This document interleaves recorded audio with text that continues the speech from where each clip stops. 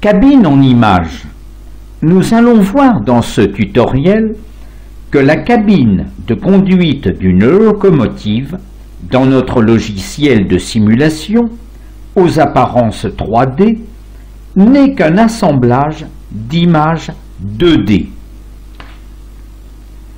Nous allons donc dans Train Simulator, Train, Train 7, puis nous ouvrons le dossier de notre locomotive. Nous y trouvons différents fichiers texte et images, ainsi que des dossiers. Celui qui nous intéresse est la vue cabine, que vous trouverez sous le nom de CabView. Une fois ouvert, ce dossier CabView renferme des fichiers images avec l'extension .ace et des fichiers texte, fichiers de programmation ayant pour extension .cvf.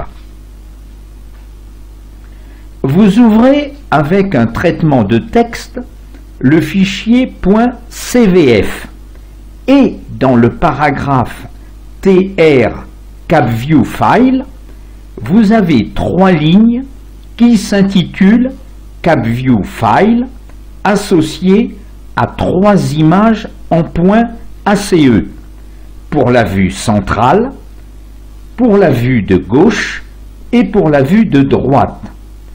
C'est ainsi que l'on comprend qu'une cabine est bien composée de 3 images de base qui donneront la fameuse impression d'être en 3 dimensions, hauteur, largeur, profondeur. Nous constatons que dans le dossier CabView, nous avons bien inventorié nos 3 fichiers images en .ace, à savoir PUP62, vue droite, vue gauche, qui seront utilisés pour notre cabine.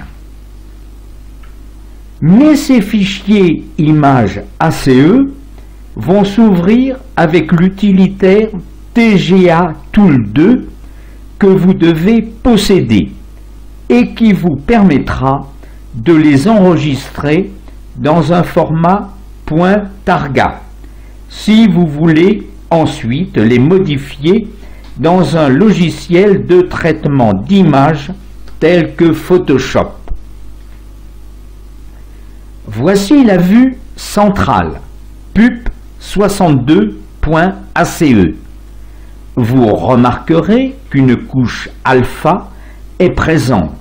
Celle-ci permet d'obtenir la transparence des vitres. Ici, nous sommes avec la vue droite .ace.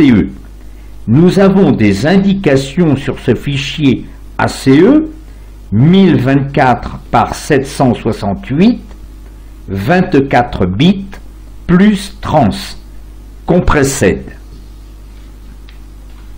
Là, nous avons ouvert le fichier vue gauche.ace et dans l'onglet File, nous pouvons enregistrer ce fichier ACE en targa image pour la retouche si nécessaire avec Photoshop ou un autre logiciel.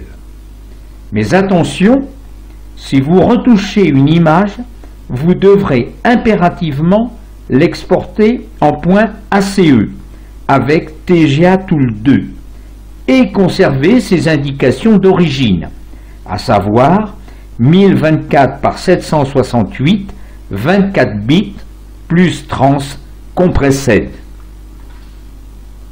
Il ne vous reste plus qu'à lancer votre logiciel de simulation et de voyager dans votre cabine.